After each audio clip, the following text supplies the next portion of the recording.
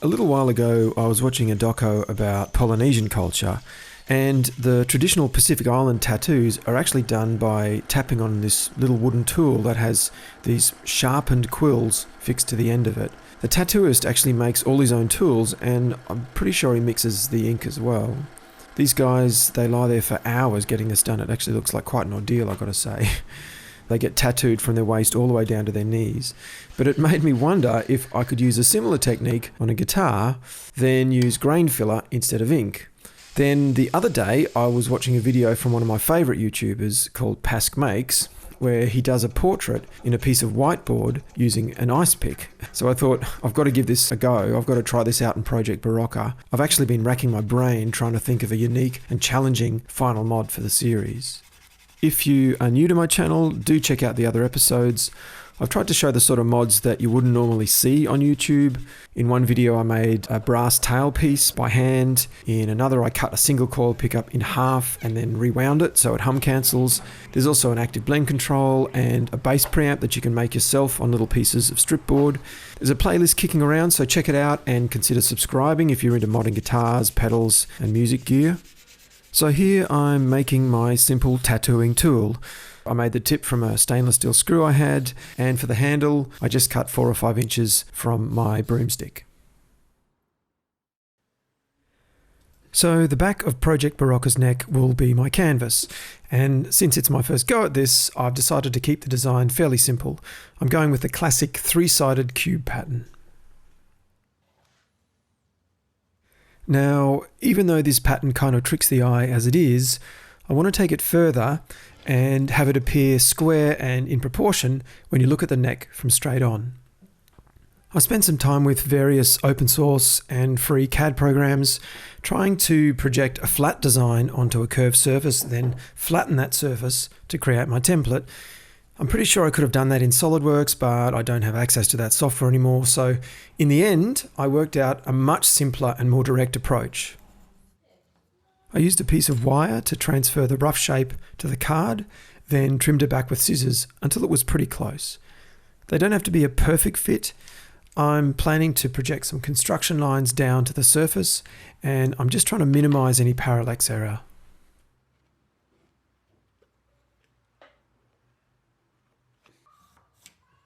So there's my center line. Now I can mark the fret width and my 4 construction lines, 2 on each side.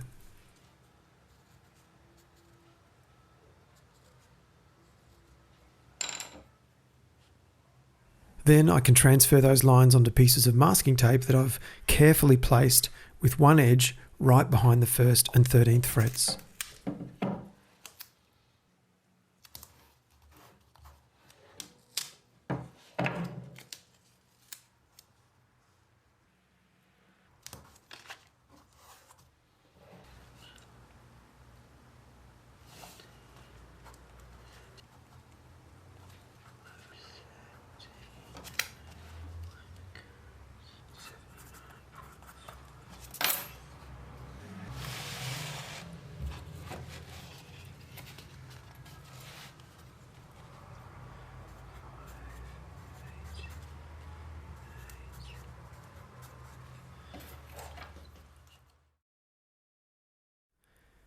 So here I'm in Illustrator creating my design. It was more or less a cut and paste kind of deal. The plan is to make the dots in the timber very close for the black sections and spread them out for the grey sides, and then the white faces will just be left as the maple timber colour. Once I'm happy with the design, I can hide that layer, then create the construction lines. With my completed design, I went and exported it as a transparent PNG file. Now I'm in Photoshop, and you'll see why that is in just a sec, but first I created a template in red using the measurements taken from the masking tape. Next I dragged in my artwork, lined up the center lines, then gently stretched it in vertical sections until the grey lines from the design lined up with the red ones from the template. This is why I'm in Photoshop, for the warp transform function.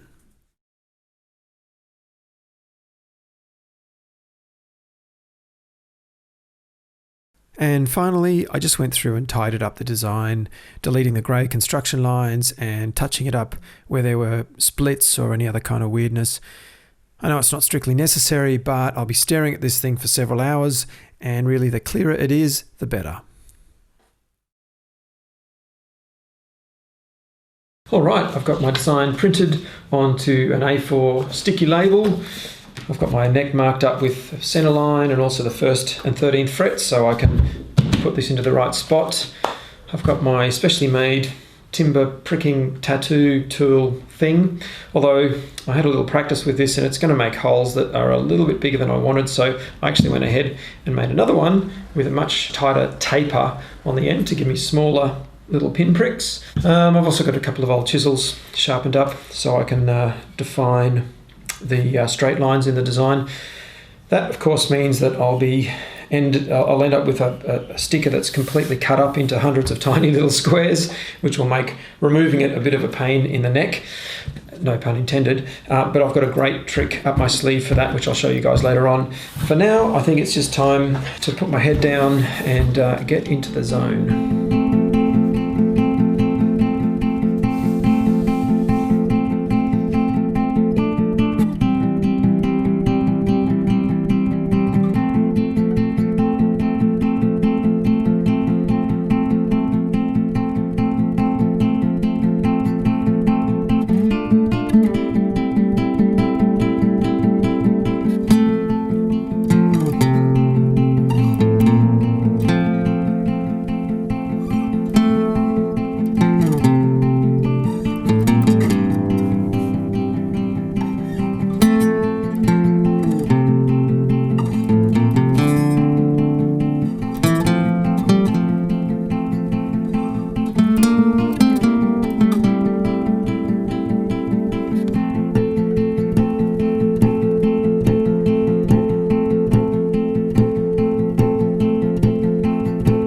So that's all the straight lines done. It didn't take as long as I thought it would actually, but I did have to stop and sharpen my chisel a few times when I was going across the grain. Understandable really. So now it's time to give my special tool a go for the shading. I think this is going to take a while.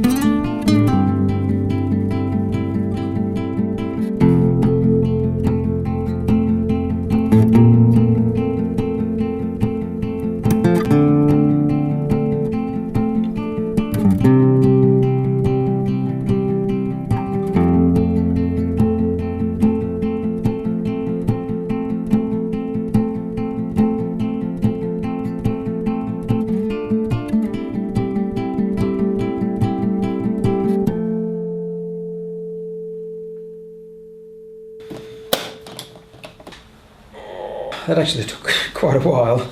It's getting late, but I really do want to get my grain filler in before I finish up tonight. So obviously I'm going to have to remove this sticker, and the trick is to soak the paper with this stuff, mineral terps. This, unlike other solvents, takes quite a while to dry, so that gives it time to soak through the paper and release the adhesive. Once I can peel all the sticker up, or what's left of the sticker, I'm going to clean it up with white spirit.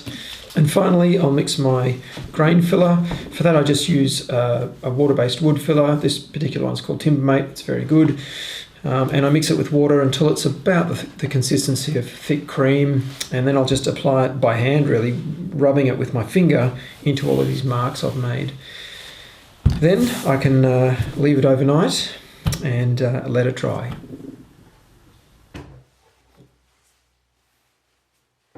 So it's another day in the mod cave. Last night before I left, I wiped down the excess grain filler with a damp rag.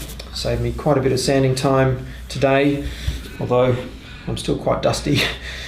In fact, I started, I think, with 180 grit and was easily able to remove the excess grain filler with that grit. And then I've sanded the whole neck again with 220 followed by 320 grit, so it's nice and smooth and ready for finishing. Last night I also created a little logo for the headstock face.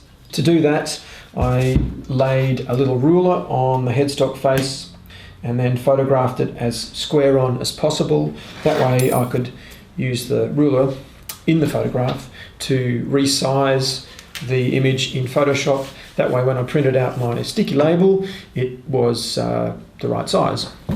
For the logo itself, my chisels and stuff were just a little bit big, so for the straight parts of the script, I sharpened a little jeweler's screwdriver that I had kicking around. Top tip, if you're going to use this on something like a whetstone, it's very easy to create an uneven wear or a groove, so the top tip is to use the side of the whetstone. That way you can keep the face nice and flat for your chisels and plane blades.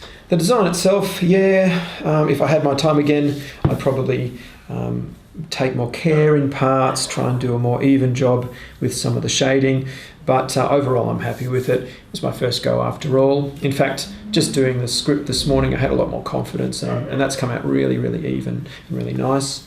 I still think it's going to look great under finish, which for this guy is going to be Danish oil. I've used Danish oil on lots and lots of projects over the years, including guitars and furniture and all sorts of bits and pieces. This, of course, is a commercially available pre-mixed Danish oil. I've got a bit left in the tin, so I'm going to use that on Project Berocca. But, of course, in the past I've mixed my own, and maybe I'll do a video on that at some stage in the future. But for now, it's time to put my holding stick on my neck and get back to work.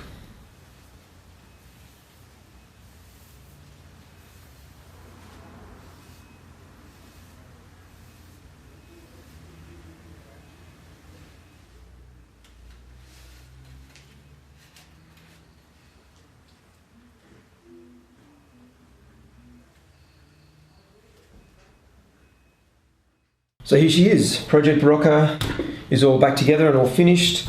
I really like these load switches I put into the active blend control, but my favourite mod of all is, of course, this neck tattoo. I think that's the right word for it, or maybe filled engraving or something like that. I don't know what you want to call it, but either way it was a great challenge. It certainly tested my patience, that's for sure. I'm actually pretty keen to try it again on future projects, maybe mix it up with some other techniques like pyrography or airbrushing, and try different coloured grain fillers and do something a bit more interesting than just a repeated pattern. Well, I guess playing bass is all about repeated patterns, so I guess you can sort of tie it in that way. I think Danish oil is really the ideal finish for this sort of project, and necks in general, I think definitely give it a go. It's quite a bit more durable than just linseed oil or tung oil. I've put 3 coats on here. Then I let it cure for a day or two and then just very gently deglossed it with some 4-0 steel wool. The timber is well and truly sealed, but you can still kind of just feel it. In fact, you can kind of just feel the pattern through it as well, which I think is pretty cool. It's a very fast, sort of low friction type finish to play on as well if you're into that sort of thing. I was hoping to get some footage of the bass at one of my gigs, but with all the lockdowns and everything, I'm really not sure when the band will be back out and about, so you'll just have to watch this space. And finally, I just want to say thank you for everyone who has already been watching this space. I really appreciate your comments and your input, and especially your subscriptions. So thanks for watching, and I'll see you in the next one.